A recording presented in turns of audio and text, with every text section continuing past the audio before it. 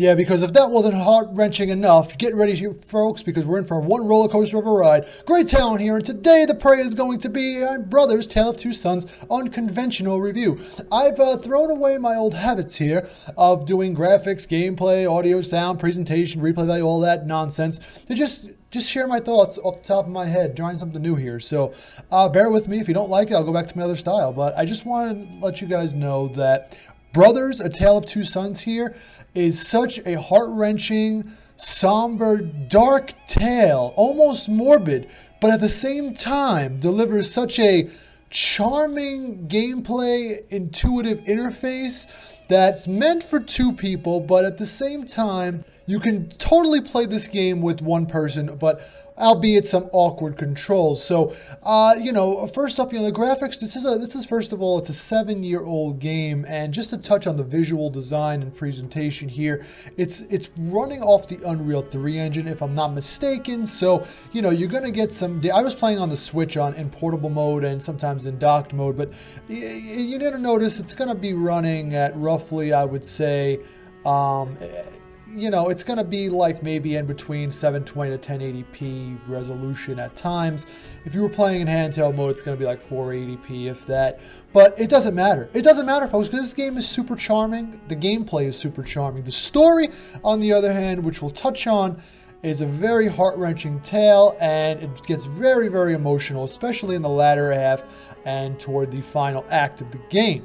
So basically the story is, it sets up about you play as two brothers who've recently lost their mother. As you saw in the beginning of the game, they lost their mother, and she was drowning in a boat accident. She ended up drowning, and now all they have left is their father, who just came down with some type of illness. And by the way, this game takes place, I think it's like in some magical, majestic kingdom. There's like trolls and dwarves and all these type of mystical creatures.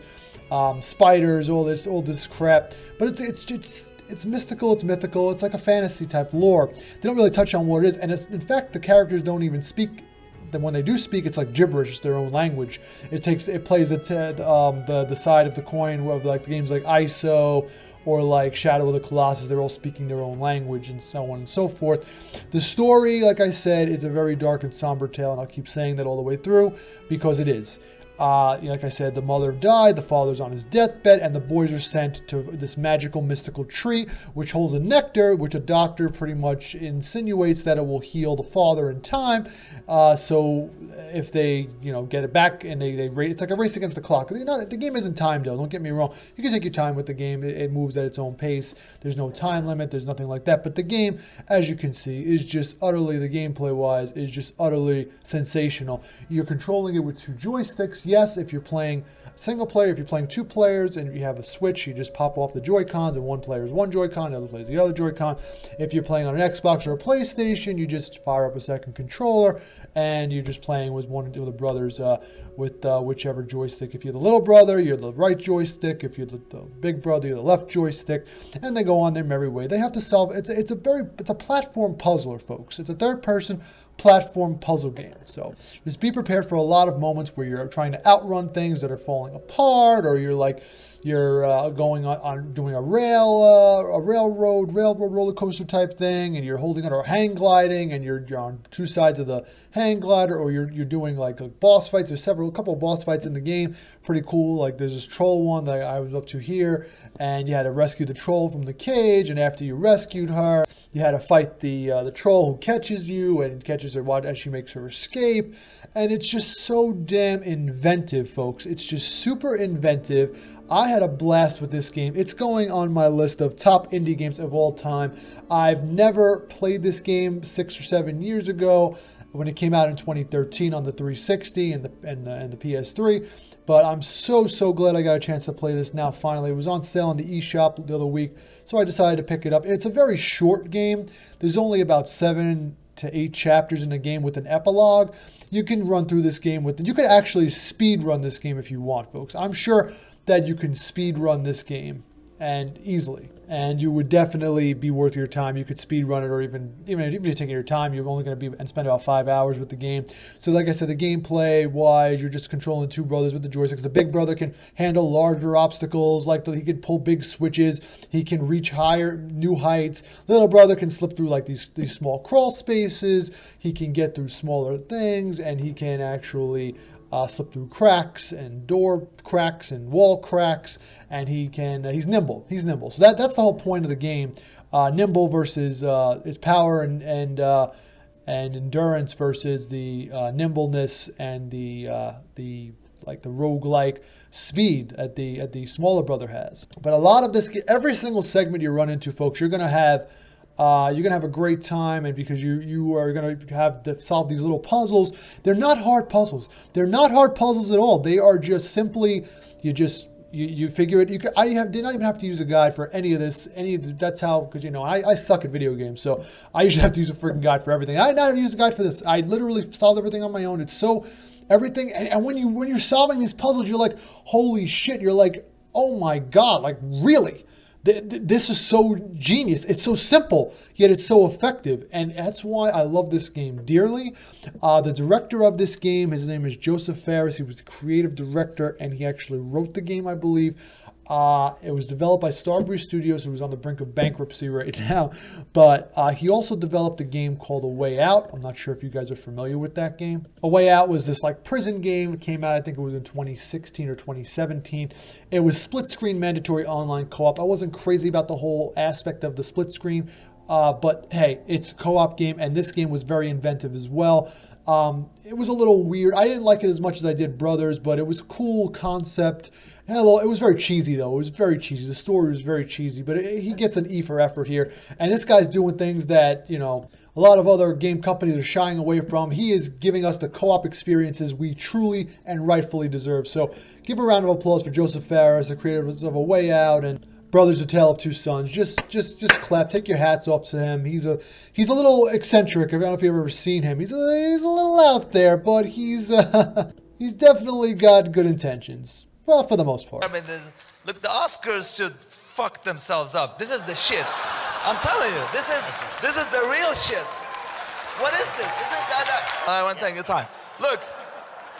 Okay, can you swear here? Can you swear? Okay. Fuck the Oscars, Yeah, he's a good time. He's the type of guy that, he's a good type of guy you probably want to go to the bar with, go to a rave with, he will be a great wingman if you need to get some tail. That's all I'm saying. And he looks like the guy that if you just ask him, he'll help you move on a weekend. That's pretty much it.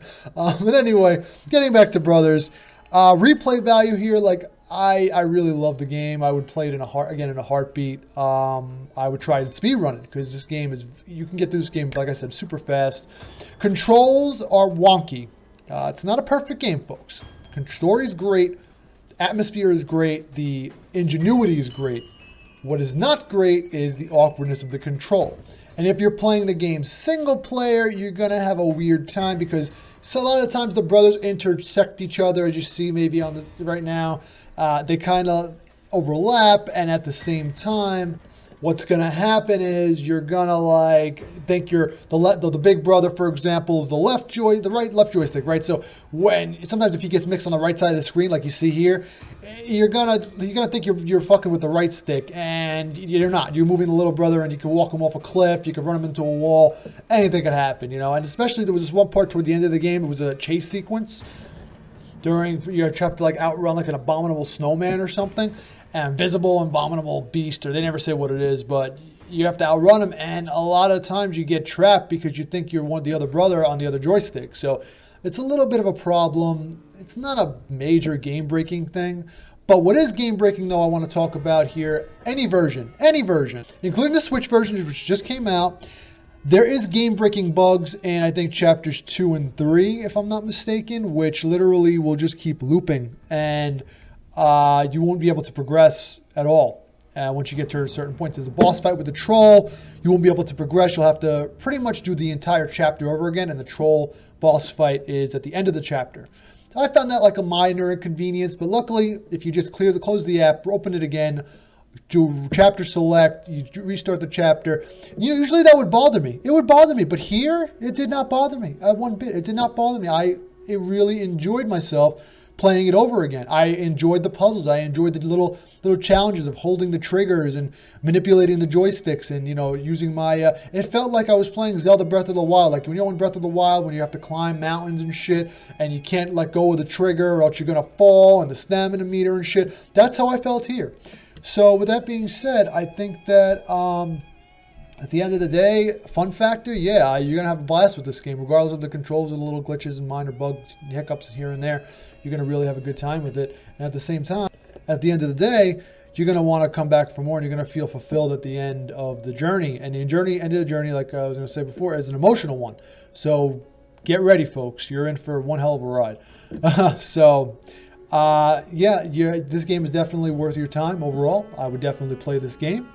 Give it your all. It's about 4 or 5 hours out of your life. You could be doing a lot more worse shit for 4 or 5 hours. So, so my take, that's the Talon's take on Brothers A Tale of Two Sons. I've had to score this game. I would give it an 8 out of 10. It was really a great experience that we don't see much anymore in the co-op aspect of the gaming industry. Again, thanks for stopping by. You guys have a great day, night, and life. Don't forget to like and subscribe, and I'll see you on the next one. Have a great day.